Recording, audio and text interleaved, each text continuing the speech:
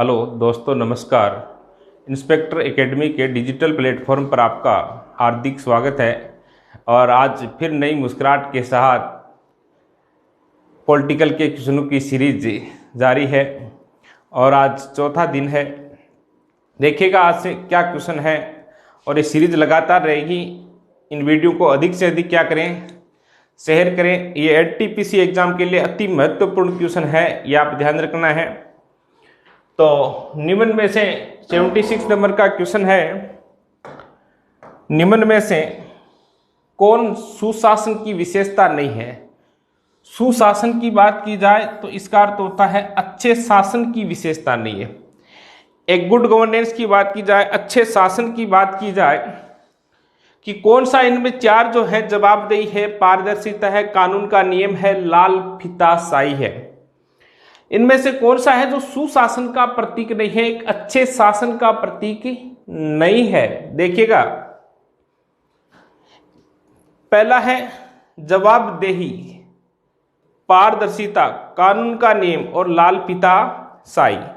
देखो, जवाबदेही क्या होता है, पारदर्शिता क्या होता है, कानून का नियम क्या होता है और लाल फीताशाही क्या होता है। जवाबदेही, सरकार कोई कानून बनाए या घर वाले आपको कोई काम बताएं और उस काम के प्रति आप सही संतुष्टपूर्ण जवाब दे तो वो बात सही है कि नहीं है, एक अच्छे नागरिक या अच्छे शासन का प्रतीक है। तो सीधी सी बात है, ए नंबर ऑप्शन सुशासन का प्रतीक है। बी नंबर ऑप्शन पारदर्शिता, खुलापन, सूचना का अधिकार, आरटीआई, यह भी एक अच्छे शासन का क्या है, प्रतीक है।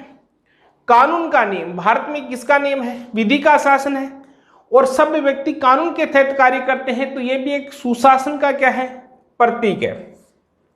और लाल फीताशाही, लाल फीताशाही क्या होती है। लाल फीताशाही का अर्थ होता है कि जो सरकारी तंत्र है वो कानूनों से अत्यधिक नियंत्रण करके और कार्यों में क्या करते हैं, विलंब करते हैं, देरी करते हैं, बिना किसी वजह ही कार्यों में क्या कर देते हैं, विलंब कर देते हैं, देरी कर देते हैं, उसे क्या कहते हैं, लाल फीताशाही कहते हैं। और कार्यों में जैसे आप मान लीजिए कि मूल निवास बनाना है, जाति प्रमाण पत्र बनाना, पुलिस से चरित्र प्रमाण पत्र बनाना है और पुलिस बिना कायदे ही 4-5 दिन आपको ये कहते हैं कि थानेदार जी छुट्टी पर है, साहब छुट्टी पर है, अभी नहीं मिलेगा, 5 दिन तक आपको बिना कारण ही लेट कर दिया, तो क्या ये बात सुशासन के लिए प्रतीक है। तो ये बात सुशासन के लिए प्रतीक नहीं है। इसलिए लाल फीताशाही क्या करती है, कुशासन करती है। इस कारण इसका आंसर क्या सही होगा, लाल फीताशाही आंसर क्या होगा, सही होगा। ये एक अच्छे शासन का प्रतीक नहीं है। नेक्स्ट क्वेश्चन देखिएगा, राज्य हर जगह है, यह अंतराल शाहिदी की कोई छोड़ता है, ये वक्तव्य किस धारणा की व्याख्या करता है। बताइए, देखें, कल्याणकारी राज्य है, कम्युनिस्ट राज्य है, लोकतंत्रात्मक राज्य है या पुलिस राज्य है।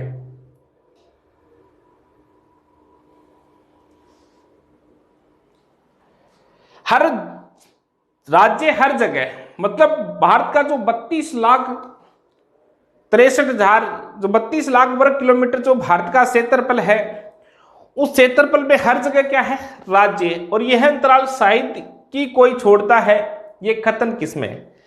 तो मैं बता देता हूं, कम्युनिस्ट, लोकतांत्रिक, पुलिस, इसमें कोई कुछ नहीं है। इसकी बात है कल्याणकारी राज्य की। किसकी बात है, कल्याणकारी राज्य की। देखो, भारतीय संविधान के भाग 4 में क्या है, नीति निर्देशक तत्व है। और जो नीति निर्देशक तत्व है अनुच्छेद 36 से 51 तक है, आर्टिकल 36 से 51 तक किसका उल्लेख किया गया है, नीति निर्देशक तत्वों का उल्लेख किया गया।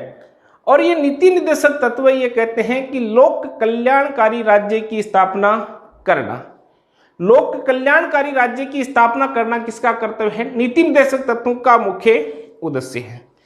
अब नीति निर्देशक तत्व क्या कहते हैं, राज्य के सभी व्यक्तियों को काम उपलब्ध होगा, राज्य के सभी व्यक्तियों को सड़क उपलब्ध होगी, अर्थात लोक सेवाएं, सड़क है, एम्बुलेंस है, बिजली है, पानी उपलब्ध होगा हर कोने तक। चाहे बाड़मेर की बात करें, चाहे अरुणाचल प्रदेश की बात करें, चाहे केरल की बात करें, चाहे जम्मू कश्मीर के लोगों की बात करें, काम है, स्वास्थ्य उपलब्ध होगा, शिक्षा उपलब्ध होगी, तो ये आर्थिक सामाजिक न्याय उपलब्ध, ये किसकी बातें करता है? लोक कल्याणकारी की बात करता है। तो हर राज्य हर जगह, जम्मू कश्मीर में भी जनता की कल्याण की बात करते हैं, केरल में भी किसकी बात करते हैं? जनता की कल्याण। तो कल्याणकारी राज्य ही ये कहता है कि प्रत्येक व्यक्ति का क्या होना चाहिए? कल्याण होना चाहिए। तो इस बात को आप समझ पाए।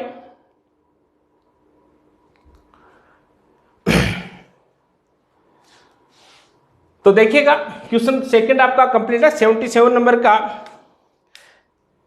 नेक्स्ट क्वेश्चन देखें। भारत में दलहीन प्रजातंत्र किसने प्रस्तावित किया था? कि भारत में दलहीन प्रजातंत्र है। दलहीन प्रजातंत्र, जैसे सुना होगा कि तेरे बिना जीना मुश्किल है, तेरे बिना जीना मुश्किल है, पर ये आपको बताना भी क्या है? मुश्किल है। कि आपको कौन बताए कि तेरे बिना हम जी नहीं पा रहे हैं? तो दलहीन प्रजातंत्र। देखो भारत में लोकतंत्र तो है भाई, प्रजातंत्र तो है, लोकतंत्र बोले या प्रजातंत्र बोले या डेमोक्रेसी बोले, बात क्या है? एक ही है। अब भारत में लोकतंत्र है परंतु पार्टीबाजी है, दल है कि नहीं? कांग्रेस, भाजपा, सपा, बसपा, जो भी है नेदल, प्रजातंत्र है, परंतु कौन व्यक्ति इन चार में से कौन सा व्यक्ति है जो कहता है कि भारत में दल विहीन क्या होना चाहिए? लोकतंत्र होना चाहिए, राजनीतिक पार्टियां नहीं होनी चाहिए। तो अपने महात्मा गांधी, आपने नाम सुना होगा, ये महात्मा गांधी ये बात कहते हैं कि दलहीन क्या होना चाहिए? लोकतंत्र होना चाहिए। ये क्या कहते हैं कि राजनीतिक दलों में कुछ दोष पाए जाते हैं। जैसे राजनीतिक दलों में पहला दोष पाया जाता है भ्रष्टाचार। ये राजनीतिक दल सर्वप्रथम भ्रष्टाचार करते हैं, अपनी पार्टी को मजबूत करने के लिए फंडिंग करते हैं। दूसरी बात करें, फंडिंग करते हैं। दूसरी बात करें, राजनीतिक दल वर्गों में बटे हुए हैं। कोई दलित वर्ग को लेकर चल रहा है, कोई क्षत्रिय वर्ग को लेकर चल रहा है, क्षेत्रवाद में बटे हुए, जातिवाद में बटे हुए, भाषावाद में बटे। तो गांधी जी ये बात कहते हैं कि इनमें बहुत ज्यादा समस्याएं हैं, इस कारण क्या होना चाहिए? दल विहीन लोकतंत्र होना चाहिए। और इस बात का ध्यान रखना समर्थक भी कौन करता है? जयप्रकाश नारायण, जेपी जो नारायण थे, जो जिन्होंने समग्र क्रांति की थी, उन्होंने क्या किया था? इसका समर्थन किया था। तो इस प्रकार का क्वेश्चन पूछा जाए तो इसका आंसर क्या होगा? महात्मा गांधी। नेक्स्ट क्वेश्चन देखो। किसने कहा था कि भारत अर्धसंघात्मक राज्य है? किसने कहा था कि भारत अर्धसंघात्मक राज्य है?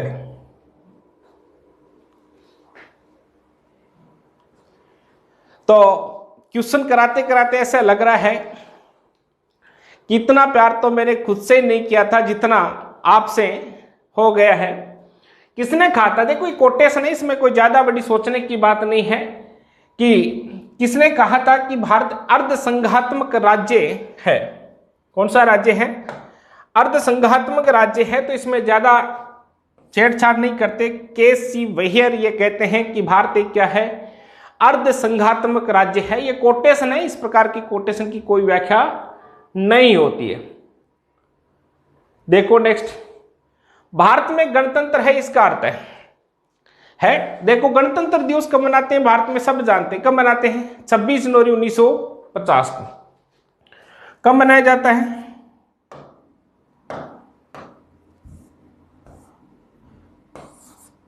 26 जनवरी 1950 को गणतंत्र मनाया जाता है, दिवस मनाया जाता है। और 26 जनवरी 1950 को यह घोषणा की गई थी कि भारत का जो राष्ट्रपति है, जो प्रेसिडेंट है, वो क्या है? वंशानुगत न होकर क्या होगा? निर्वाचित होगा, इलेक्टेड होगा। तो ये गणतंत्र का प्रतीक। अब ऑप्शन क्या कहते हैं? सभी मामलों में अंतिम अधिकार जनता के पास है। यदि सभी मामलों में अंतिम अधिकार जनता के पास है तो उसे गणतंत्र नहीं कहते हैं, उसे क्या कहते हैं? लोकतंत्र कहते हैं। उसे क्या कहा जाता है? डेमोक्रेसी कहा जाता है। भारत में संसदीय शासन नहीं है, परंतु यह भी गणतंत्र की परिभाषा में नहीं आता। भारत में वंशानुगत शासन नहीं है, भारत में वंशानुशासन है क्या? नहीं है। और नहीं है तो आंसर क्या होगा? सी।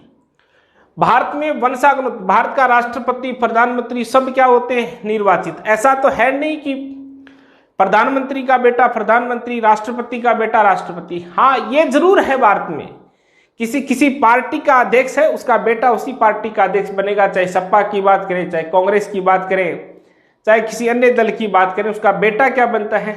अध्यक्ष। तो भारत में जो पद होते हैं, प्रधानमंत्री है, राष्ट्रपति है, उपराष्ट्रपति, ये सभी क्या होते हैं? निर्वाचित होते हैं। और यह मुख्य रूप से बात किसकी की गई है? तो राष्ट्रपति की गई है, प्रेसिडेंट की बातें की गई है। तो स्क्रीनशॉट ले लें इस क्वेश्चन का।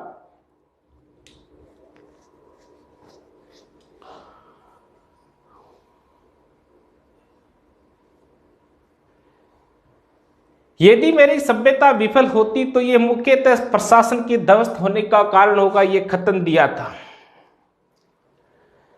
कि मैं मर जाऊं तो मेरी मौत पर आंसू मत बहाना, कि मैं मर जाऊं तो मेरी मौत पर आंसू मत बहाना, क्योंकि मेरी मौत से ज्यादा दर्द तेरे आंसू का होगा।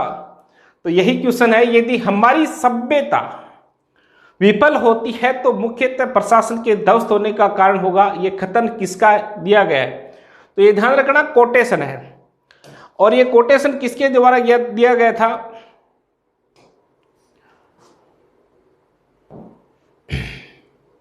बी डॉन हम द्वारा दिया गया था। इनकी 1936 में एक पुस्तक लिखी थी और उस पुस्तक में यही बात थी, हमारी सभ्यता विफल होती है तो मुख्यतः प्रशासन के ध्वस्त होने का कारण होगा। कि प्रशासन क्या हो रहा है? कमजोर हो रहा है। और प्रशासन कमजोर हो रहा है तो हमारी सभ्यता क्या हो रही है? विफल हो रही है। जैसे कल जयपुर में एक लड़की के गोली मार दी जाती है, यह प्रशासन की कमजोरी है? नहीं है। तो प्रशासन कमजोर होता है तो हमारी सभ्यता और संस्कृति क्या हो जाती है? विलुप्त हो जाती है। लोग धीरे धीरे किस ओर बढ़ जाते हैं? आतंकवाद की ओर बढ़ जाते हैं, लूटपाट की ओर बढ़ जाते हैं। और ऐसा ही हो रहा है, चाहे जहां महिलाओं के साथ छेड़छाड़ की जा रही है, चाहे जिसके साथ मारपीट की जा रही है। और चुनाव तो सर लट लेर भाग रहा है, कोई नहीं कूट सके। तो ये प्रशासन की ही कमी है। पुलिस में 50,000 रुपये दिया, बोले चुनाव लट रहे हैं, बोले मालिक अड्डे मत पकड़िए, कौन पकड़े? बस ये प्रशासन की नाकामी है। तो बी डॉन हम द्वारा ये घोषणा की गई थी कि यदि हमारी सभ्यता विफल होती है तो मुख्यतः प्रशासन के ध्वस्त होने का कारण माना जाएगा। किस वर्ष में जन गण मन को भारत के राष्ट्रगान के रूप में अपनाया गया था? जन गण मन, या इसे बोल सकते हैं राष्ट्रगान। इसका देखो सीधा आंसर तो है क्या? 1950। क्या है? 1950। पहली बात करता हूं, ये जन गण मन किसके द्वारा लिखा गया था और कब लिखा गया था? जन गण मन जो भारत का राष्ट्रगान है, आपने भी गाया होगा। स्कूल में सावधान खड़े रहने की बात थी और सावधान खड़े नहीं रहते तो स्कूल वाले पिटाई कर देते। ऐसा प्रावधान नहीं है भारतीय संविधान में कि राष्ट्रगान में कोई सावधान नहीं खड़ा रहे तो उसकी पिटाई कर दें। और स्कूल वाले इस बात को लेकर पिटाई करते थे कि जब स्कूल में 1000 बच्चे हैं और 999 जब सावधान खड़े हैं तो तेरे को तांडव करने की क्या आवश्यकता थी? तू भी सावधान खड़ा रह लेता। अनुशासन के कारण, राष्ट्रगान के कारण नहीं। तो पहली बात करते हैं, जनगण मन किसके द्वारा लिखा गया था? तो 1905 में लिखा गया। पहली बात तो किस भाषा में लिखा गया था? तो बंगाली भाषा में लिखा गया था। किस भाषा में लिखा गया था भाई?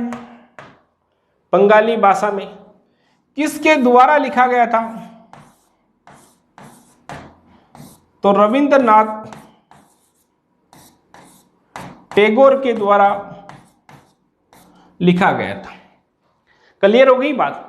तो जनगण मन 1905 में बंगाली भाषा में रविंद्रनाथ टैगोर द्वारा लिखा गया था। दूसरी बात, सर्वप्रथम राष्ट्रगान कहां गाया गया? क्वेश्चन पूछा जाता है कई बार, सर्वप्रथम राष्ट्रगान कहां गाया गया? तो कलकत्ता में गाया गया। कब गाया गया सर्वप्रथम राष्ट्रगान? तो 27 दिसंबर 1911 को कांग्रेस का राष्ट्रीय अधिवेशन था कोलकाता में, और इस अधिवेशन में सर्वप्रथम क्या गाया गया? राष्ट्रगान गाया गया और ये बंगाली व हिंदी दोनों भाषाओं में गाया। ऐसा भी क्वेश्चन ये तो पूछा गया है कि सर्वप्रथम राष्ट्रगान कहाँ गाया गया, कोलकाता में, परंतु क्वेश्चन ये भी पूछा जा सकता है कि सर्वप्रथम राष्ट्रगान किस भाषा में गाया गया। तो किस भाषा में, हिंदी और बंगाली दोनों भाषाओं में गाया गया था। यह तो आपको सबको पता ही होगा कि राष्ट्रगान कितने सेकंड में गाया जाता है, 52 सेकंड में। परंतु अब आपसे क्वेश्चन है मेरा, आपसे क्वेश्चन यह है मेरा कि आपातकाल, ठीक है, आपातकाल में राष्ट्रगान कितने सेकंड में गाया जाता है। सामान्य स्थिति में 52 सेकंड है और विशेष परिस्थितियों में राष्ट्रगान कितने सेकंड में गाया जाता है, कमेंट करके बताएं, देखें जल्दी सी कि विशेष परिस्थितियों में राष्ट्रगान कितने सेकंड में गाया जाता है। तो कितने सेकंड है, 20 सेकंड। विशेष परिस्थितियों में राष्ट्रगान 20 सेकंड में गाया जाता है।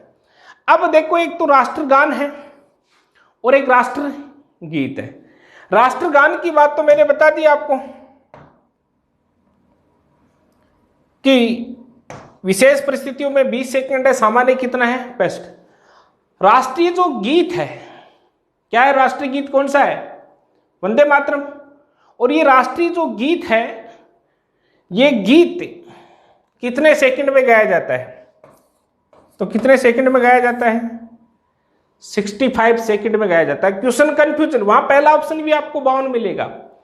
यदि क्वेश्चन पूछ लिया जाए कि राष्ट्रीय गीत कितने सेकंड में गाया जाता है, पहला ऑप्शन 52 सेकंड होगा, दूसरा 20 सेकंड होगा, तीसरा 65 सेकंड होगा और चौथा कोई ऑप्शन हो, तो वहां जल्दीबाजी में आपको आंसर क्या नहीं करना है, 52 नहीं करना है। नहीं तो यह मान लो कि गई भैंस ताकि पानी में, समझ गया बात जी। मान लो कि कपल चैलेंज चल रहे, तो कपल चैलेंज है जब वो, पहली बात तो बता देते हैं, कपल चैलेंज को देखकर लग रहा है कि कुछ भारत का कुछ सौंदर्य है जो गलत हाथों में चला गया। अब कुछ इसको गुमराह करने के लिए सिंगल चैलेंज चला रहे हैं, बुलेट चैलेंज चला रहे हैं, सापा चैलेंज चला रहे हैं। ये कोई चैलेंज नहीं होता, 3 सेकंड में गैलरी से फोटो निकाली, पोस्ट डाली, बोले कपल चैलेंज, नहीं करना है।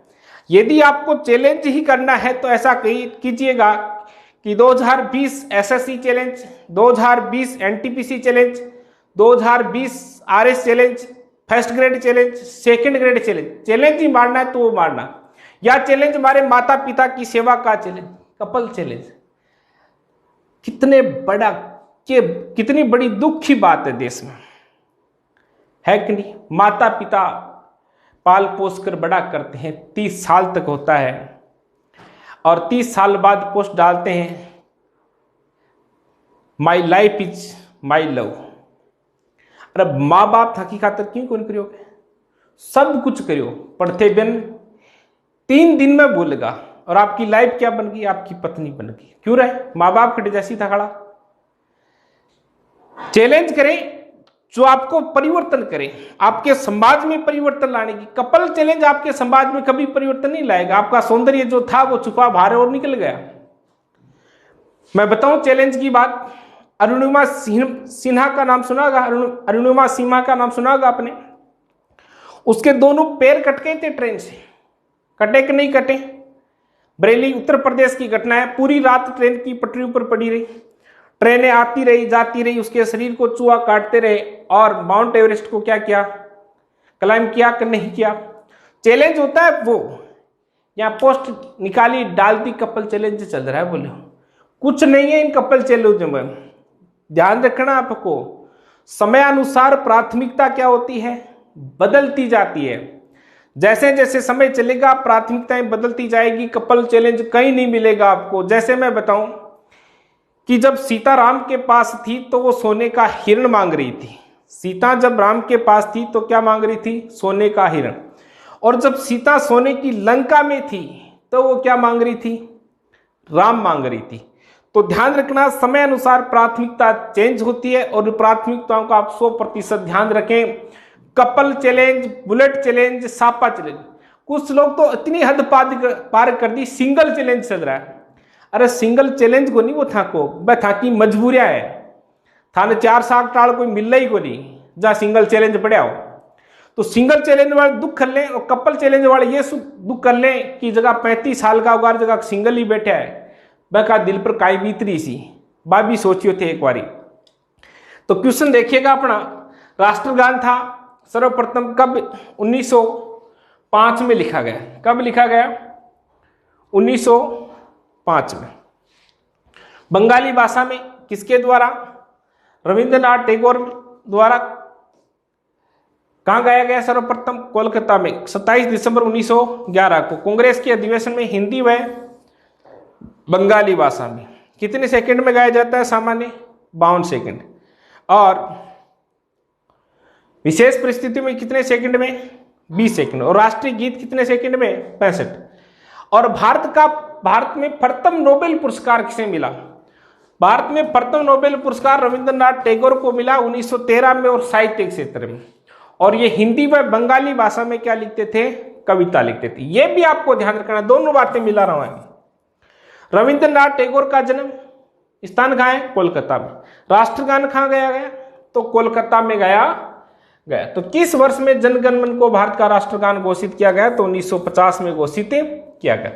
इसकी कुछ सहायक बातें आपको बता दी गई है। आगे देखो भाई, पॉइंट की बात करते हैं। भारत का शासन द्वारा राजकीय चिन्ह कब अंगीकृत किया गया?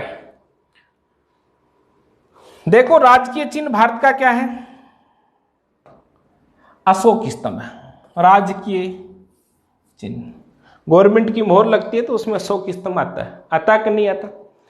और कब से अंगीकृत किया गया? तो अंगीकृत का सीधा क्वेश्चन बता देता हूं। 26 जनवरी 1950 को किया गया। राजकीय चिन्ह लिया कहां से गया है? सम्राट जो अशोक थे, कपल चैलेंज छोड़ो, सम्राट अशोक की जीवनी भी आप पढ़ सकते हो, उससे भी आप मोटिवेट हो सकते हो। तो ये सम्राट अशोक का जो सारनाथ स्तंभ था, जो कहाँ है? सारनाथ स्तंभ उत्तर प्रदेश है। और सारनाथ स्तंभ से भारत का क्या लिया गया था? राजकीय चिन्ह लिया गया था 26 जनवरी 1950 को। वाराणसी में है, तो ये ध्यान रखना। अंगीकृत का मतलब कब लिया गया। नेक्स्ट क्वेश्चन, संविधान के निम्न में से किस प्रावधान के अंतर्गत भारतीय संसद को नया राज्य बनाने का अधिकार दिया गया? देखो, किस आर्टिकल के तहत, किस आर्टिकल के तहत, किस आर्टिकल के तहत संसद को नया राज्य बनाने का अधिकार दिया गया था?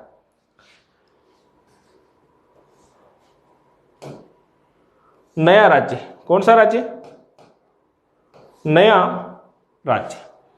देखो, अनुच्छेद 1 ऑप्शन है, अनुच्छेद 2 ऑप्शन है, अनुच्छेद 3 ऑप्शन है और अनुच्छेद 4 ऑप्शन है। और 1 से लेकर 4 तक के अनुच्छेद किस में आते हैं? भाग 1 में आते हैं। उसमें लिखा गया संघ और उसके राज्य क्षेत्र। भाग 1 में लिखा गया संघ और उसके, अनुच्छेद 1 में लिखा गया संघ और उसके राज्य क्षेत्र। भाग 2 में लिखा गया है संसद द्वारा नए राज्यों को संघ से, भारत संघ में क्या करना? शामिल करना। भारतीय संविधान का आर्टिकल 3 अनुच्छेद 3 क्या कहता है? अनुच्छेद 3 के तहत नए राज्यों का गठन करना। बात आई, नए राज्यों का गठन करना किस अनुच्छेद के तहत? 3 के तहत। राज्य के नाम में परिवर्तन करना, जैसे 2006 में पांडिचेरी का नाम बदलकर क्या कर दिया गया? पुदुचेरी कर दिया गया। उड़ीसा का नाम बदलकर क्या कर दिया गया? ओडिशा कर दिया गया। किया गया कि नहीं किया गया? तो राज्य का गठन, नाम, सीमा और क्षेत्र, सीमा और क्षेत्र, गठन, नाम, सीमा और क्षेत्र, गठन, नाम, सीमा और क्षेत्र, ये परिवर्तन किस अनुच्छेद के तहत होता है? 3 के तहत। तो 3 के तहत क्या कर सकती है? राज्य का गठन कर सकती है भारतीय संसद, उसके नाम में परिवर्तन कर सकती है, उसकी सीमा में परिवर्तन कर सकती है, और क्या कर सकती है? क्षेत्र में परिवर्तन कर सकती है। किस अनुच्छेद के तहत? आर्टिकल 3 के तहत। ये इसी क्वेश्चन को यदि उल्टा पूछ लिया जाए कि अनुच्छेद 3 में क्या प्रावधान है, तो नए राज्यों का गठन करना, राज्यों के नाम में परिवर्तन करना, राज्य की सीमाओं में परिवर्तन करना, राज्य के क्षेत्र में परिवर्तन करना, ये सारी बातें किस में दी गई है? अनुच्छेद 84 में दी गई है, आर्टिकल 84 में दी गई है। तो क्वेश्चन क्लियर है आपका 84। नेक्स्ट देखो 85 क्वेश्चन क्या कहता है। भारत का अनुच्छेद 1, भारत का अनुच्छेद 1 की बात की गई, प्रथम अनुच्छेद। क्वेश्चन देखो कैसे घुमा कर दिया गया। संविधान के प्रथम अनुच्छेद के अनुसार भारत है, ऐसा भी लिख सकता था। अनुच्छेद 1 में किसका उल्लेख किया गया? तो ये 4 ऑप्शन है। राज्यों का समूह है, राज्यों का फेडरेशन, राज्यों का कन्फेडरेशन और राज्यों का यूनियन। तो आंसर क्या होगा बताइए। देखिए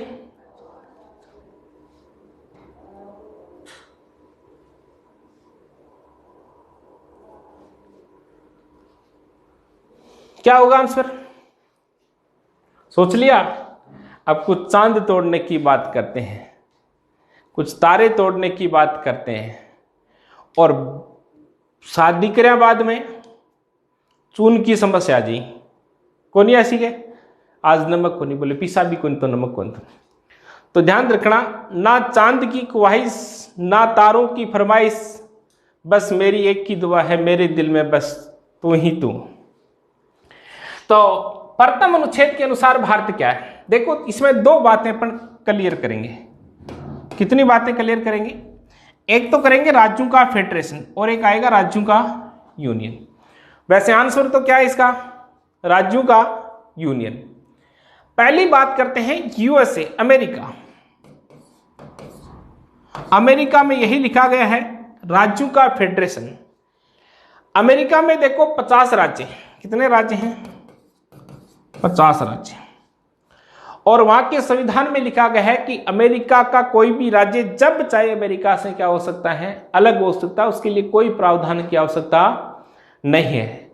चाहे कैलिफोर्निया प्रांत हो, चाहे अलास्का प्रांत हो, चाहे हवाई प्रांत हो, कोई सा भी प्रांत हो, न्यूयॉर्क की बात करें तो वो क्या जब चाहे क्या हो सकता है? अलग हो सकता है। भारत में क्या लिखा गया है? State of the union. ठीक है, राज्यों का संघ। भारत राज्यों का क्या है? संघ। राज्यों का यूनियन बोल सकते हैं, राज्यों का संघ बोल सकते हैं। यूनियन का अर्थ क्या होता है? संघ या स्टेट ऑफ द यूनियन। इसका अर्थ होता है कि भारत का कोई राज्य भारत से अलग ही नहीं हो सकता। भारत का कोई राज्य भारत से अलग ही नहीं हो सकता। तो आंसर क्या हो गया भाई? डी नंबर आंसर क्या हो गया? सही हो गया। और अमेरिका में क्या लिखा गया है? राज्यों का फेडरेशन लिखा गया है। ठीक है, तो ये बात आपको ध्यान में रखनी है। नेक्स्ट क्वेश्चन देखो, भारतीय संघ के अंतर्गत किस राज्य को मिलाने का अधिकार किसे है? भारतीय संघ के अंदर किसी राज्य को मिलाने का अधिकार किसे है? बताइए। देखिए भारतीय संघ भारत राज्यों का क्या है? संघ। और इस भारत में कोई नए राज्य को लाना है, नए राज्य को मिलाना है, लाना है, उसका अधिकार किसके पास है? राष्ट्रपति के पास, प्रधानमंत्री के पास, संसद के पास या सर्वोच्च न्यायालय के पास? तो बताएं। हमें नफरत भी उसी से थी जिसे इश्क था। देखिएगा भारत में राज्यों का गठन कौन कर सकती है? संसद कर सकती है। बताया था अनुच्छेद 3।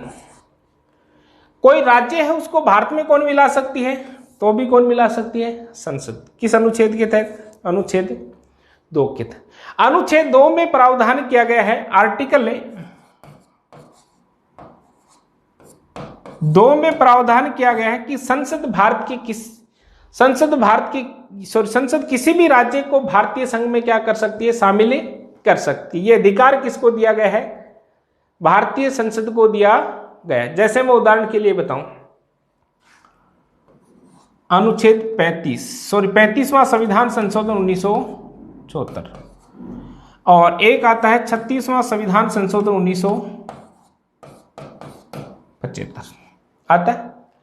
35वां संविधान संशोधन 1974 के तहत सिक्किम को भारत का क्या बनाया गया? सहायक राज्य। और किस आर्टिकल में? अनुच्छेद 2A में बनाया गया था। किस में बनाया गया था?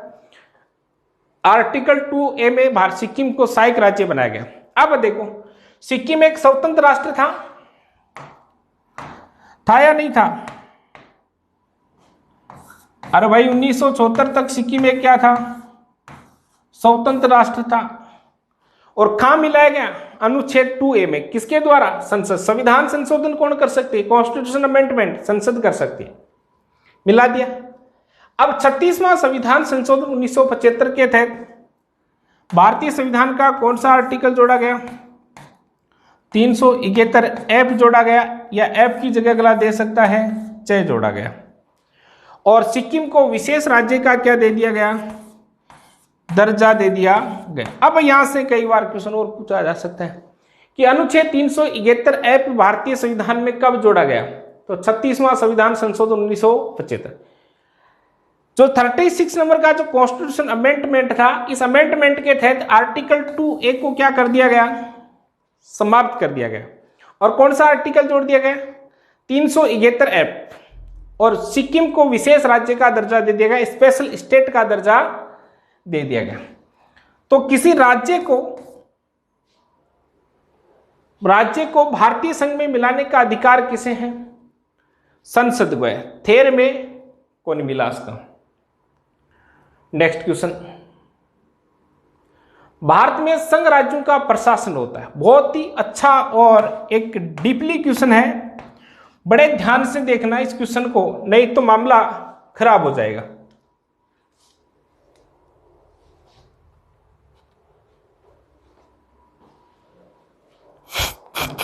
कौन याद कर रहा है यार? ध्यान से देखें क्वेश्चन क्या है।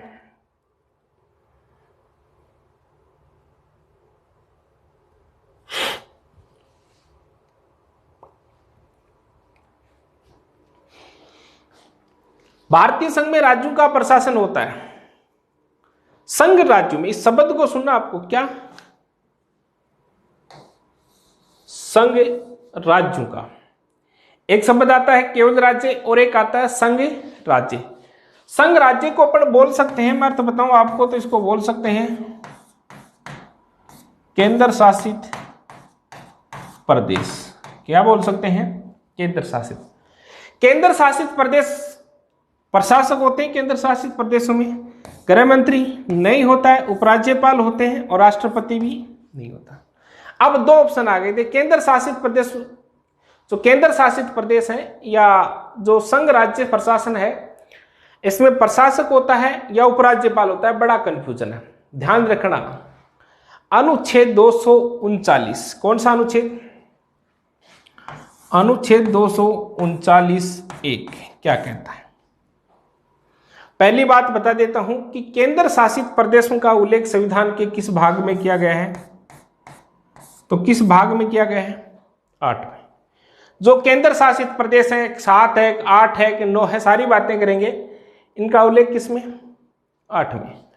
और किस अनुच्छेद से किस अनुच्छेद तक? तो अनुच्छेद 239 से 241 तक। किसका उल्लेख है भाई? ऐसा क्वेश्चन भी दे सकता है कि संविधान के भाग 8 में किसका उल्लेख है? तो केंद्र शासित प्रदेशों का। या अनुच्छेद 239 से 241 तक किसका उल्लेख है? तो केंद्र शासित प्रदेशों का। अनुच्छेद 239(1) ये कहता है कि भारत में केंद्र शासित प्रदेशों का प्रशासन, केंद्र शासित प्रदेशों का प्रशासन कौन होगा? राष्ट्रपति होगा। कौन होगा? राष्ट्रपति। और आंसर सही क्या होगा? राष्ट्रपति। अब अपन क्या करते हैं, केंद्र शासित प्रदेशों में ज्यादा चर्चा में रहता है दिल्ली, और अपन सोचते हैं दिल्ली क्या है? केंद्र शासित प्रदेश है। और दिल्ली में क्या होता है? उपराज्यपाल। तो इसको गलत है। राष्ट्रपति उपराज्यपाल नियुक्त कर देता है वहां। कि तू देख तेरे ऊपर मैं बैठा हूं। तो संविधान के भाग 8 में केंद्र शासित प्रदेशों का उल्लेख, अनुच्छेद 239 से 241 तक किसका उल्लेख, केंद्र शासित प्रदेशों का उल्लेख किया गया है। और भारत अनुच्छेद 239 एक ये कहता है कि केंद्र शासित प्रदेशों का प्रशासन किसके द्वारा होता है, राष्ट्रपति के द्वारा होता है। किसके द्वारा होता है, राष्ट्रपति के द्वारा होता है। यदि भारतीय संघ में एक नए राज्य का सर्जन किया जाना है तो संविधान की किस अनुसूची का संशोधन करना आवश्यक है। देखो 5वीं अनुसूची है, 3री अनुसूची है, 2री अनुसूची है और प्रथम अनुसूची है। तो बताए देखें किसका परिवर्तन किया जाना, किस अनुसूची में परिवर्तन किया जाना आवश्यक है।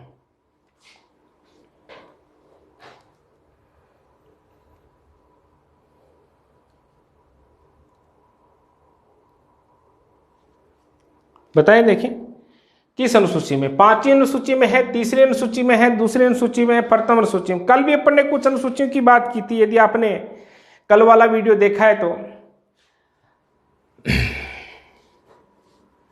तो बताएं। देखो 5वीं अनुसूची किसकी बात करती है, 5वीं अनुसूची बात करती है जनजातियों की। किसकी बात करती है, जनजातीय क्षेत्रों की बात करती है। 3री अनुसूची अपन ने पढ़ी थी कि 3री अनुसूची में टोटल 8 प्रारूप हैं और 8 के 8 प्रारूप किसके हैं, शपथ के हैं। 2री अनुसूची पढ़ी थी और 2री अनुसूची में किसकी बात की गई है, वेतन की। और प्रथम अनुसूची जो फर्स्ट अनुसूची है उसमें किसकी बात की गई है, संघ और उसके राज्य क्षेत्र, संघ और उसके राज्य, संघ व उसके राज्य क्षेत्र की बात किसमें की गई है, अनुसूची 1 में की गई। तो प्रथम अनुसूची संघ और उसके राज्य क्षेत्र की बात है। अब ध्यान रखना बात को, पहली बात तो बता देता हूं कि टोटल अनुसूची कितनी है वर्तमान में, 12। मूल संविधान में कितनी अनुसूची थी, 8। प्रथम अनुसूची क्या है, संघ और राज्य क्षेत्र। इस बात को ऐसा समझना है कि किसी राज्य का गठन किया जाए, राज्य की सीमा में परिवर्तन किया जाए, राज्य के नाम में परिवर्तन किया जाए, नए राज्य का गठन किया जाए तो अनुसूची 1 में परिवर्तन किया जाएगा। अनुच्छेद 1 में भी परिवर्तन होगा, अनुसूची 1 में भी परिवर्तन होगा। तो संघ में नए राज्य का सर्जन किया तो संविधान की किस, नया राज्य आया तो जैसे राज्य बनता है तो अनुसूची फर्स्ट में क्या किया जाता है, अमेंडमेंट किया जाता है, परिवर्तन किया जाता है या संशोधन किया जाता है। आई बात समझ में। अब देखिएगा नेक्स्ट आंसर क्या हो गया इसका, फर्स्ट अनुसूची प्रथम अनुसूची। नेक्स्ट देखो भाई क्वेश्चन, भारत का राष्ट्रीय पक्षी है,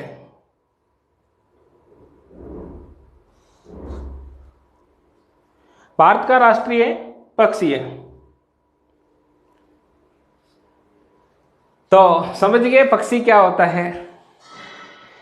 तो बात सुनिएगा, ये दुनिया तुम्हें एक पल में बर्बाद कर देगी, ये दुनिया तुम्हें एक पल में बर्बाद कर देगी, यदि मोहब्बत हो भी जाए तो उसे मशहूर मत करना, क्योंकि किसी को पता चल गया तो लोग बैठे बैठे जल जाते हैं। तो भारत का राष्ट्रीय पक्षी क्या, मोर। भारत का राष्ट्रीय पक्षी क्या है भाई, मोर। ये क्वेश्चन तो सबको आता है। अब आप सोच रहे होंगे इतना इजी क्वेश्चन क्यों लिया गया है कि ये इसका तो कंपटीशन से कोई लेना देना भी नहीं है, परंतु इसे रिलेटिव आपको एक क्वेश्चन पूछ रहा हूं, वो आपको बताना है।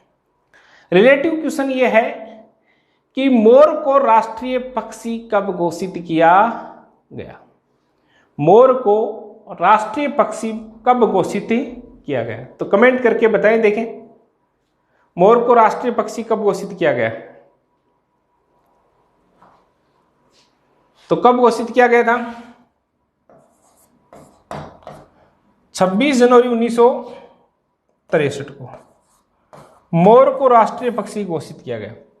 और मोर पहले भारत और श्रीलंका में थे, भारत और श्रीलंका में थे, पाए जाते थे, परंतु अंग्रेज आए और अंग्रेजों ने क्या किया, मोर पूरे विश्व में फैला दे, क्योंकि मोर बड़ा सुंदर पक्षी होता है ना।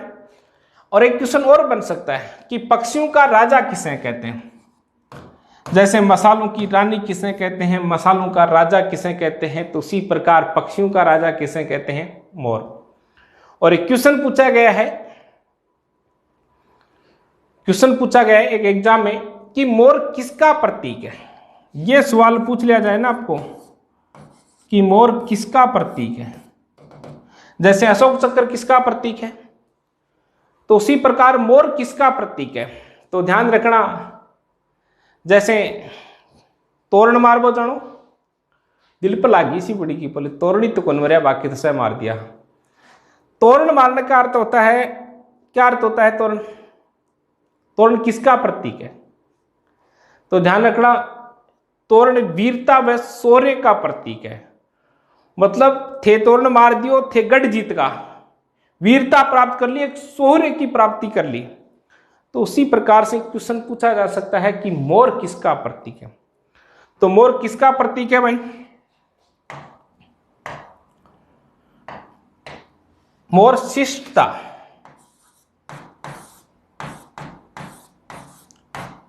शिष्टता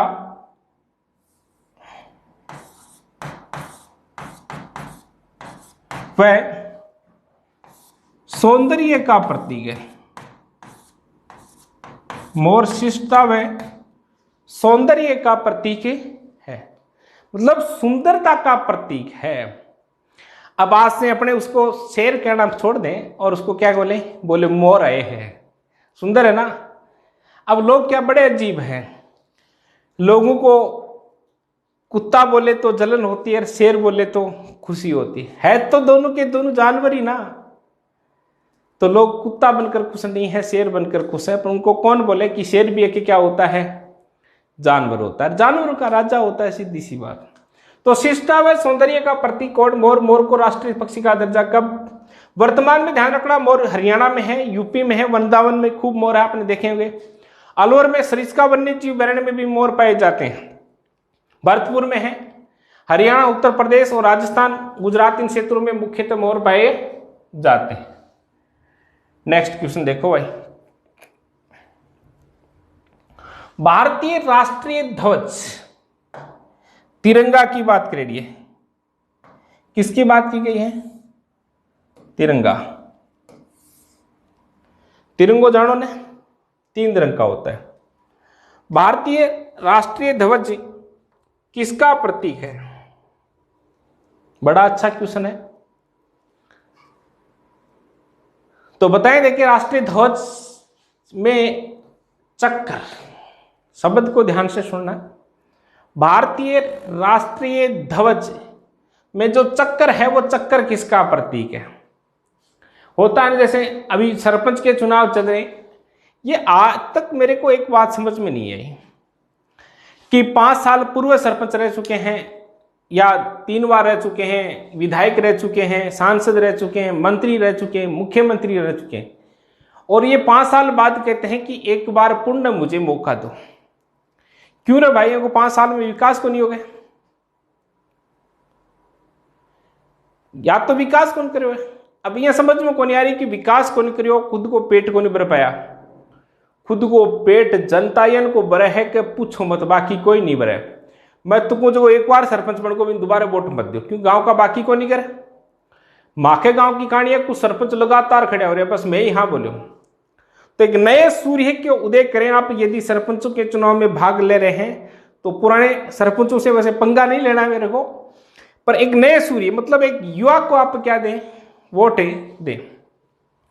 तो राष्ट्रीय ध्वज में जो चक्कर होता है, चक्कर का अर्थ समझ गए आप, सारनाथ के अशोक स्तंभ से जो 24 तीलियां ली गई है, जो सफेद रंग है, सफेद रंग में नीले रंग का चक्कर होता है, नीले रंग के चक्कर में कितनी तीलियां होती है, 24। और ये 24 तीलियां स्वतंत्रता का प्रतीक है, एक न्याय का, एक समानता का है, एक भाईचारे का। भाईचारा तो जिंदाबाद है ही था को। तो बता देते हैं आपको, ये न्याय का प्रतीक है। किसका प्रतीक है, ये कहता है कि सभी को क्या दी जाएगी, न्याय दी जाएगी। नेक्स्ट, संसदात्मक शासन व्यवस्था है, कल ही बात की थी अपन ने इसकी, कल ही क्वेश्चन में आया था, भारत में किस प्रकार की शासन प्रणाली स्थित है। तो बताए, देखिए संसदात्मक शब्द मेरे दिल में ऐसा बस गया, वो मेरे दिल में ऐसी बस गई जैसे मुगलों के इतिहास में शेरशाह सूरी बस गया। तो ये संसदात्मक शब्द बार बार आ रहा है, बार बार आ रहा है, तो यहां से सोच लेना है कि बहुत ही इंपॉर्टेंट बात है। और संसदात्मक किसे कहते हैं, कल बताया था, देखिए बताएं, कल वाले क्लास में थी ये बात। तो पहली बात तो करते हैं कि संसदात्मक की 4 ऑप्शन है। देखो, न्यायपालिका का कार्यपालिका पर नियंत्रण होता है। न्यायपालिका है, जुडिशरी है, उसका कार्यपालिका पर नियंत्रण होता है। 2 शब्द है, न्यायपालिका और कार्यपालिका। कि जो न्यायपालिका है, जो सर्वोच्च न्यायालय है, वो क्या प्रधानमंत्री मंत्रिपरिषद पर नियंत्रण रखता है? नहीं रखता। दूसरी बात, क्या कार्यपालिका न्यायपालिका पर नियंत्रण रखती है? नहीं रखती। ध्यान रखना, ये दोनों बातें क्या है? गलत है। भारतीय संविधान का अनुच्छेद कौन सा? 50। कौन सा? 50। भारतीय संविधान का अनुच्छेद 50 कहता है कि न्यायपालिका कार्यपालिका से स्वतंत्र है। अर्थात न्यायपालिका अपनी अलग है और कार्यपालिका अपनी क्या है? अलग है। तो ये दोनों कोटेशन आपके यहां से क्या हो गए? गलत हो गए। न तो न्यायपालिका का कार्यपालिका पर अधिकार है और न कार्यपालिका का न्यायपालिका, क्योंकि आर्टिकल 50 के तहत, अनुच्छेद 50 के तहत न्यायपालिका को क्या बनाया गया है? एक स्वतंत्र बनाया गया है। क्या बनाया गया है भाई? एक स्वतंत्र बनाया गया है कि न्यायपालिका की क्या होगी? स्वतंत्र होगी। अब देखो, कार्यपालिका का विधायिका पर नियंत्रण होता है। इस विधायिका का अर्थ ले लेना है व्यवस्थापिका। क्या लेना है? विधायिका बोल सकते हो, व्यवस्थापिका बोल सकते हो। और भारत की व्यवस्थापिका किसे कहते हैं? भारत की व्यवस्थापिका किसे कहते हैं? तो संसद को कहते हैं, पार्लियामेंट को कहते हैं। कार्यपालिका का विधायिका पर नियंत्रण होता है? नहीं होता है। क्या मोदी जी लोकसभा राज्यसभा पर अधिकार कर सकते हैं? नहीं ना। ध्यान रखना, विधायिका का कार्यपालिका पर नियंत्रण होता है। आंसर क्या होगा सही? विधायिका। ध्यान रखना, विधायिका में लोकसभा और राज्यसभा। और लोकसभा में बहुमत है तो भारत की मंत्रिपरिषद है, और मंत्रिपरिषद ही क्या है? कार्यपालिका। लोकसभा में बहुमत नहीं तो मंत्रिपरिषद है नहीं, सरकार टपक गई। तो सीधी सी बात, आंसर क्या होगा? विधायिका व्यवस्थापिका का कार्यपालिका पर नियंत्रण है। यदि लोकसभा व राज्यसभा कहे अनुसार कार्य नहीं करती है कार्यपालिका, तो लोकसभा क्या कर सकती है? मंत्रिपरिषद को भंग कर सकती है। अर्थात कार्यपालिका को क्या कर सकती है? भंग कर सकती है। तो विधायिका व्यवस्थापिका का नियंत्रण किस पर होता है? कार्यपालिका पर होता है। इसी कारण भारत में क्या है? संसदात्मक शासन व्यवस्था है। तो क्वेश्चन क्लियर है आपका? 91 नंबर का क्वेश्चन है। नेक्स्ट क्वेश्चन, सर्वप्रथम संसदात्मक सरकार किस देश में आरंभ की गई? देखो, बड़े अच्छा क्वेश्चन है। यहां से 2 क्वेश्चन बनते हैं। एक क्वेश्चन तो बनता है कि विश्व में प्रथम लिखित संविधान किस देश का था? आपने भी जिंदगी में पहला लेटर लिखा होगा तो समझ गए ना कि इसी कक्षा में था। तो विश्व में प्रथम लिखित संविधान। और दूसरा क्वेश्चन बन सकता है कि भारत में विश्व में प्रथम संविधान किस देश का था? तो प्रथम संविधान किसका? ग्रेट ब्रिटेन का। किसका है भाई?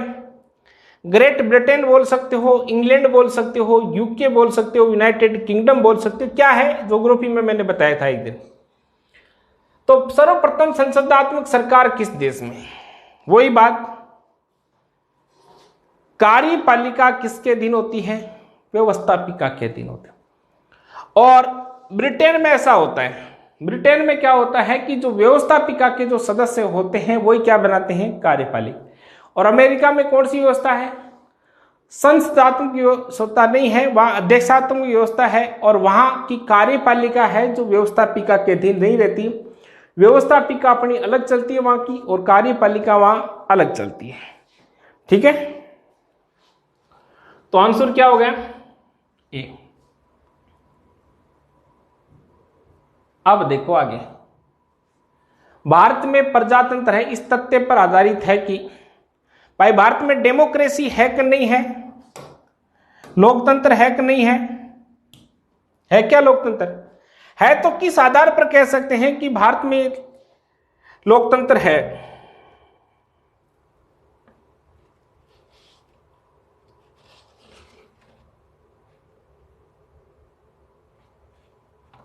लोकतंत्र है। तो देखिएगा, लोकतंत्र की बात करते हैं। भारत में प्रजातंत्र बोल सकते हैं, लोकतंत्र बोल सकते हैं, डेमोक्रेसी बोल सकते हैं, एक ही बात। किस तथ्य, किस आधार पर अपन कह सकते हैं कि भारत में लोकतंत्र है? तो देखो, भारत का लिखित संविधान है। संविधान तो लिखित है, परंतु संविधान उन्हीं देशों में भी लिखित है जहां राजतंत्र है, वहां भी क्या है? लिखित ही है। तो ये बात जचती नहीं, मेल नहीं होता ना, कई बार दिल का जबरदस्ती जचाना पड़ता है। धड़कने मिले या ना मिले फिर भी बैठा देते हैं लोग। देखे होंगे कपल चैलेंज में जोड़े ऐसे मिल रहे जैसे जबरदस्ती बैठाया गया, बोले बैठ जाए बोले इसको, है ना। कुछ कपल चैलेंज को देखकर तो धरती पर भूकंप आने की संभावना बढ़ रही है। तो यहां मौलिक अधिकार प्रदान किए, ध्यान रखना, मौलिक अधिकार, राजतंत्र है वहां भी मौलिक अधिकार प्राप्त किए जाते हैं। तो ये बात भी प्रजातंत्र के लिए कौन बैठा है? जनता को सरकारों को चुनने तथा बदलने का अधिकार प्राप्त है। जनता, आपा काई जनता, सरकारों को चुनने, सरकार बनाने और बदलने का अधिकार प्राप्त है। कब 5 साल बाद में वोट हुए, जनता चावे जगान चेपर, चावे जगान छोटे छोटे कौन छोटे। जैसे मैं बताऊं, पिछली बार 2013 में राजस्थान में विधानसभा चुनाव है, भाजपा को एक तरफा बहुमत मिला और 2018 में फिर चेप काटे। 2008 में कांग्रेस की सरकारी, 2013 में कांग्रेस ने यानी की चेपी, कुणी चेप वाली जनता। तो जनता सरकार बना भी सकती है और बदल भी सकती है। जनता सबसे पावरफुल है। जनता, जो जनता चाहती है देश में वैसा ही होता है, परंतु बिल बढ़ाया जा रहा है, जनता की इच्छा नहीं है कि बिल बढ़े, है क्या? कृषि नियमों में संशोधन किया जा रहा है। डूंगरपुर में देखो, भर्ती को लेकर आंदोलन चल रहा है, जनता पर गोलीबारी, पुलिस पर गोलीबारी। तो ये जनता चाह रही है, वैसा नहीं कर रहे हैं, तो क्या करना पड़ता है? विरोध। और लोकतंत्र में विरोध की क्या है? हिस्सेदारी। या राज्य की नीति निर्देश तो वो बाकी राज्यों में होते हैं, तो ये भी कोटेशन करता है। तो आंसर क्या होगा? सही सी। जनता को सरकार चुनने और सरकार को पटकने का काम कौन करती है? जनता करती है। 5 साल बाद मियाँ को बर्फ में लगावा के पूछो मत। और पार्टी भी सोच ले कि इन आगामी टिकट कौन देनी, फिर वो निर्दलीय लड़े, फिर चेप में भी, फिर वो बेटा न खड़े करते, फिर चेप में। 5 साल बाद में आवे कि 5 साल में थारो विकास देख लियो, बात खत्म, नया ना बदे। नेक्स्ट क्वेश्चन, भारतीय संघवाद को सहकारी संघवाद किसने कहा था?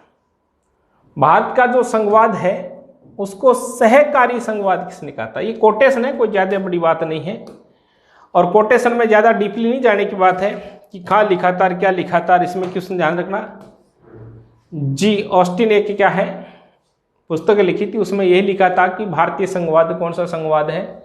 सरकारी संघवाद है। नेक्स्ट क्वेश्चन, किस संविधान संशोधन द्वारा दिल्ली को राष्ट्रीय राजधानी क्षेत्र का दर्जा दिया गया? किस संविधान संशोधन द्वारा दिल्ली को राष्ट्रीय राजधानी का दर्जा दिया गया? तो दिल्ली दिल वालों की और मुंबई पैसे वालों की और शेखावाटी दोरारी।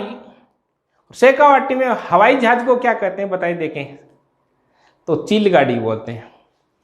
तो मैं बता रहा था कि दिल्ली दिल वालों की, तो दिल्ली से दिल ना लगाइएगा। मोहब्बती करनी है तो किताबों से कीजिएगा, क्योंकि इन्हें हमने बदलते नहीं देखा है। और आप चाहे दिल्ली वाली से मोहब्बत करें, चाहे बम्बई वाली से करें, बदलती ही रहती है, नहीं बदलती रहती। रिया चक्रवर्ती का ये मामला देखो चल रहा है ना, सुशांत सिंह को निपटा देती है। तो किसी के चक्कर में ना आए, किताबों के चक्कर में आए, किताबों के चक्कर में आओगे तो आपकी जिंदगी बन जाएगी। तो किस संविधान संशोधन द्वारा दिल्ली को राष्ट्रीय राजधानी क्षेत्र घोषित किया गया? दिल्ली के लिए मुख्यतः 2 संविधान संशोधन आते हैं। पहली तो कंफ्यूजन क्या होता है वो बता देते हैं। कंफ्यूजन नहीं कंफ्यूजन है, सॉल्यूशन का कुछ पता नहीं। 2 अनुच्छेद आपको दिल्ली से संबंधित महत्वपूर्ण है। एक 69 नंबर का है, एक 17 है। 69 नंबर का संविधान संशोधन कब किया गया? 1991 में। और 70वां संविधान संशोधन कब किया गया? 1992 में। 69वां संविधान संशोधन 1991 के तहत दिल्ली को किसका दर्जा दिया गया? राष्ट्रीय राजधानी क्षेत्र का क्या दिया गया? दर्जा दिया गया। राष्ट्रीय राजधानी क्षेत्र का दर्जा दिया गया 69वां संविधान संशोधन 1991 के द्वारा। और 70वां संविधान संशोधन 1992 के तहत दिल्ली व पांडिचेरी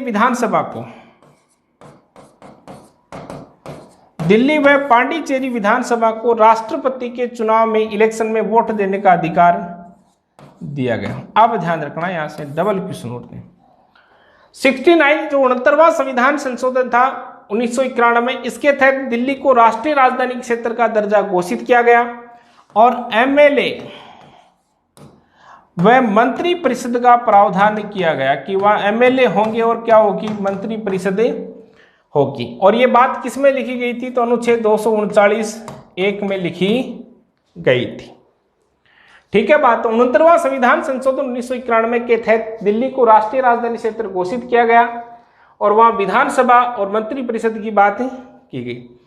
और 70वां संविधान संशोधन 1992 के तहत दिल्ली विधानसभा सदस्यों को राष्ट्रपति के चुनाव में वोट देने का अधिकार दिया गया। क्लियर हो गया क्वेश्चन? स्क्रीनशॉट ले सकते हो। नेक्स्ट क्वेश्चन, बहुत शानदार क्वेश्चन है, बताएं देखें।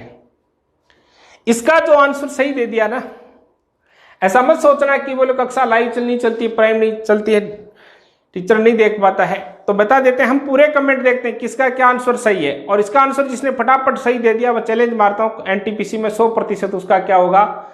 सिलेक्शन होगा। 1 सेकंड का टाइम है, देखें, बताएं फटाफट।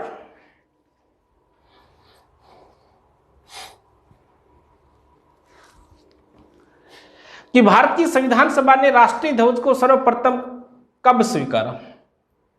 राष्ट्रीय जो ध्वज है उसको कब स्वीकार किया? संविधान सभा की बात की गई है, कब मानना की बात नहीं की गई। तो देखो, एक चौथा अधिवेशन था संविधान सभा का। कौन सा अधिवेशन था भाई? चौथा अधिवेशन था। और चौथा अधिवेशन कब होता है?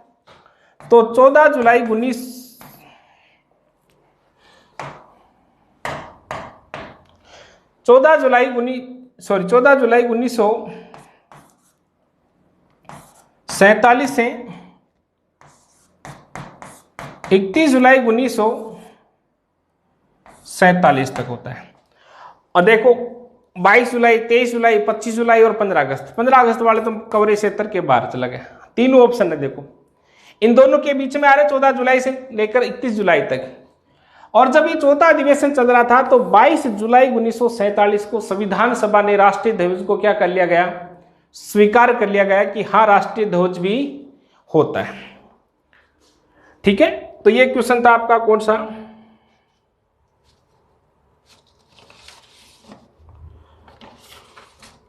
नाइन्टी 6 नंबर का क्वेश्चन हो गया।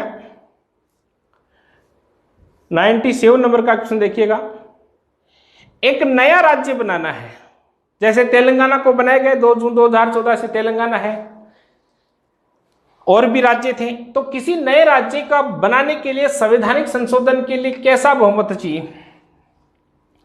देखो, भारतीय संविधान में 3 प्रकार के संविधान संशोधन होते हैं। एक साधारण बहुमत से, एक 2/3 बहुमत से, और एक 2/3 बहुमत प्लस आधे राज्यों का समर्थन चाहिए। ध्यान रखना। अब जैसे मैं बताऊं, तेलंगाना का गठन किया गया, एक बात सुन रहा, क्वेश्चन पूछा जा रहा है आपको कि तेलंगाना का गठन किया गया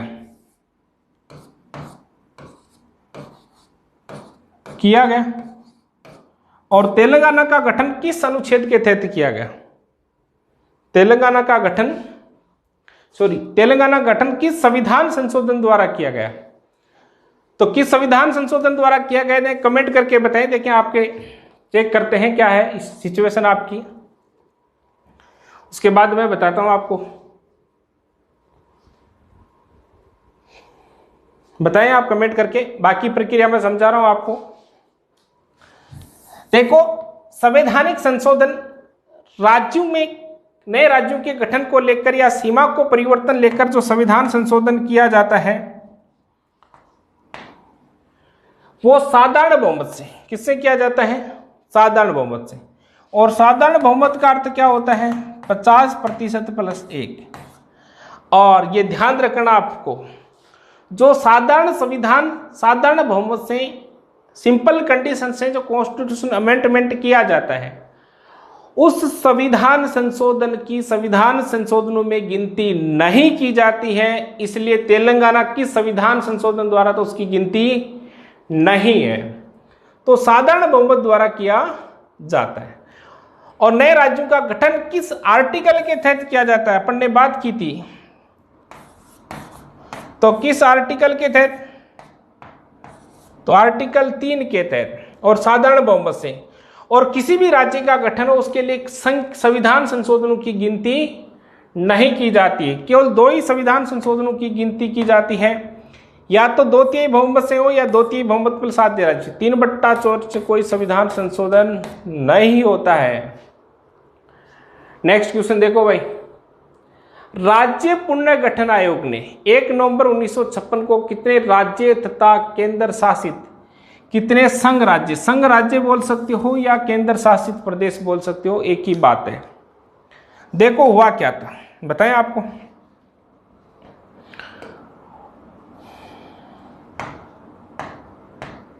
हुआ ये था कि 15 अगस्त 1947 को भारत स्वतंत्र हुआ था। स्वतंत्र होने के बाद भारत में धीरे धीरे राज्यों की मांग बढ़ने लगी। प्रत्येक रियासत, जो भी भारत की रियासतें थी, वो प्रत्येक रियासत अपने राज्य का निर्माण चाहती थी कि मेरी रियासत क्या हो, मेरा राज्य हो। और इन राज्यों के गठन को लेकर वर्ष 1949 में एक समिति का गठन किया जिसका नाम था JVP समिति। जवाहरलाल नेहरू, सरदार वल्लभ भाई पटेल और पट्टाभी सीतारमैया। यह समिति क्या है? संविधान सभा के सदस्य थे, सभी बीजी व्यक्ति थे, इनको टाइम नहीं मिलता है, कोई रिपोर्ट नहीं आती। उसी समय भारत के दक्षिण की बात की, साउथ भारत की बात की। यहाँ तो आपको पता ही है कौन है, तो यहाँ तो आपका केरल है। और इस तरफ एक भारत का राज्य आता है, यहां इस प्रकार से एक राज्य आता है जिसका नाम पहले क्या था? मद्रास था। क्या था? मद्रास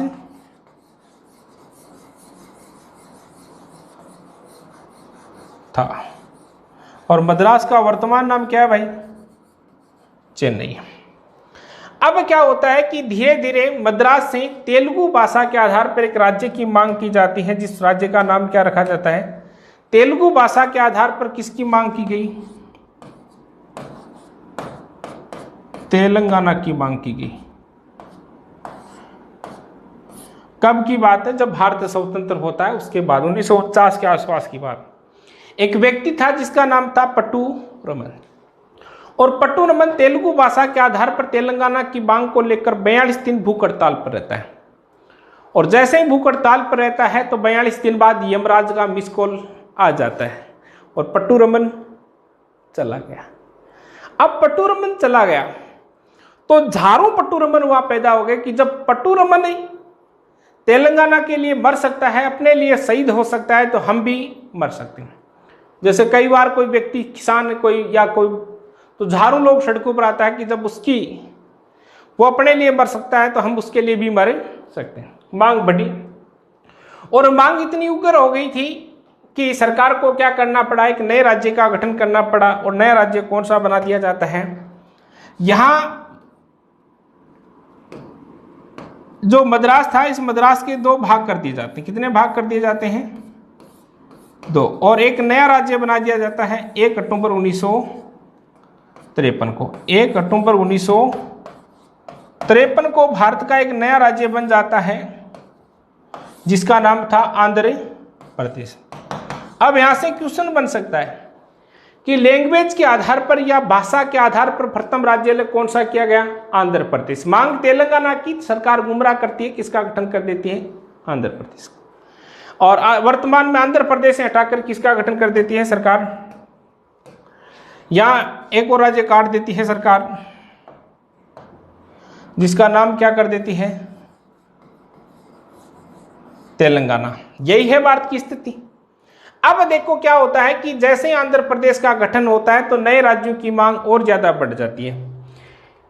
बाकी राज्य ये सोचते हैं कि जब आंध्र प्रदेश अलग हो सकता है तो हम क्यों नहीं, और पूरे भारत में मांग बढ़ गई।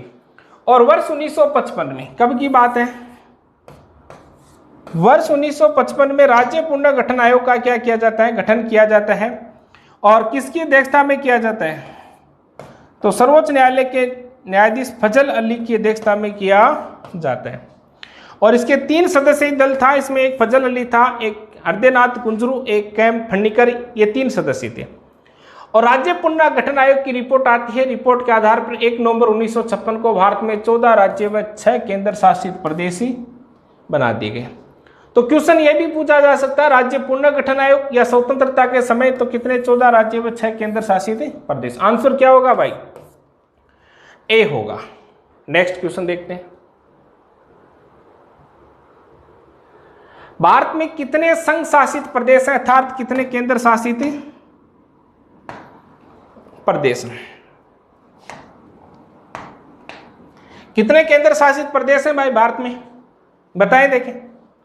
7 है, 8 है, 9 है, 10 है।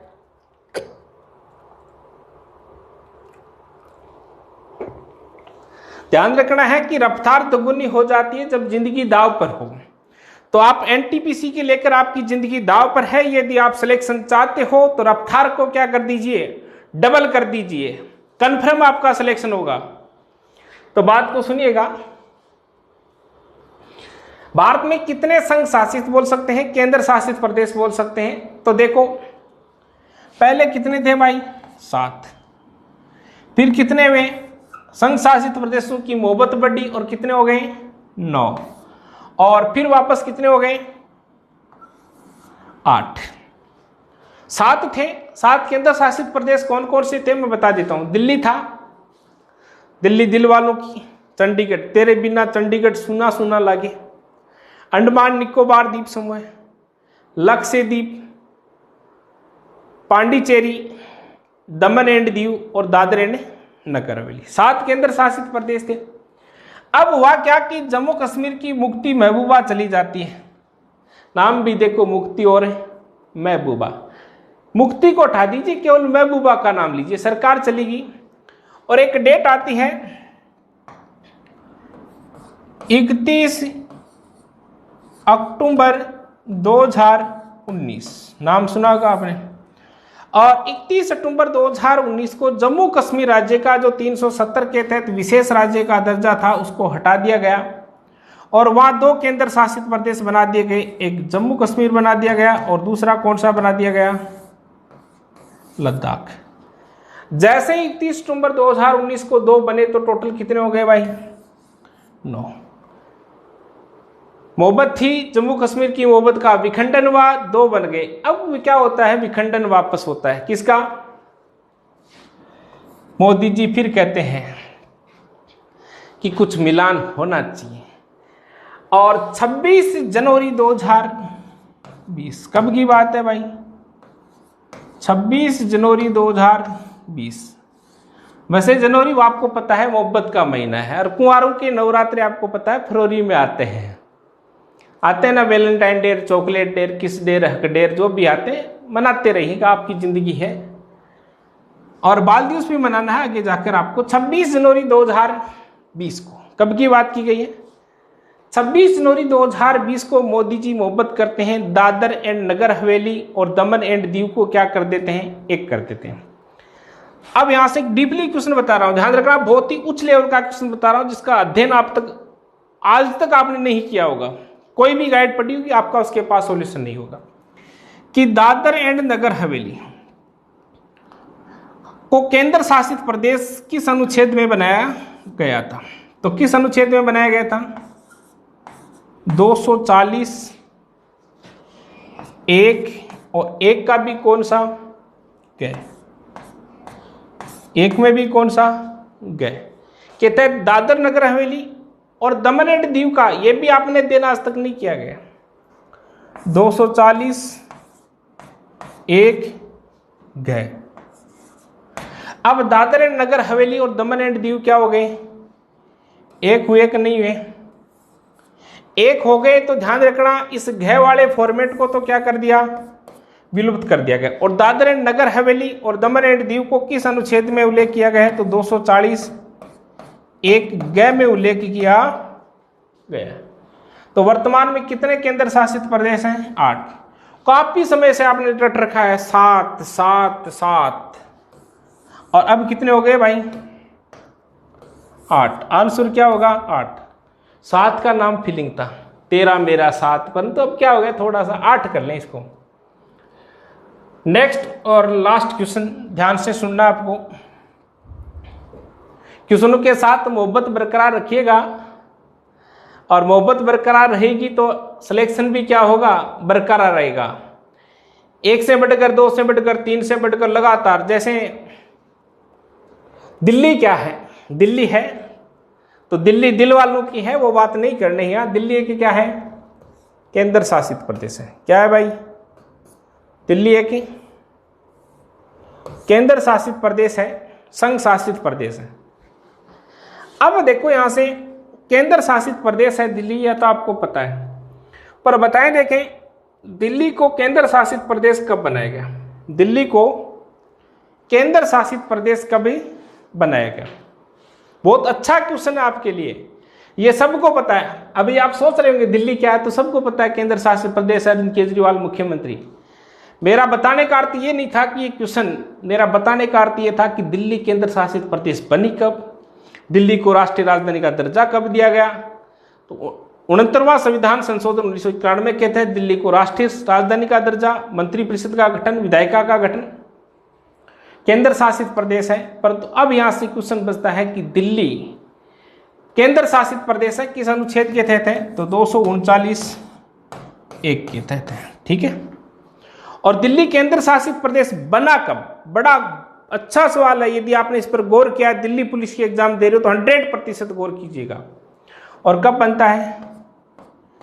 1 नवंबर 1956 को दिल्ली क्या बनता है? केंद्र शासित प्रदेश बनता है। इस क्वेश्चन पर गौर कम करके इस क्वेश्चन पर गौर ज्यादा कीजिएगा कि दिल्ली संघ शासित प्रदेश या केंद्र शासित प्रदेश कब बनाया गया? तो 1 नवंबर 1956 को बनाया गया। तो ये आज की श्रृंखला के 25 क्वेश्चन आपके क्या हैं? पूरे हैं। और अच्छे से मेहनत करते रहें, और मिलते हैं नेक्स्ट कल शाम को 8 बजे। आज इतना ही, बहुत बहुत धन्यवाद।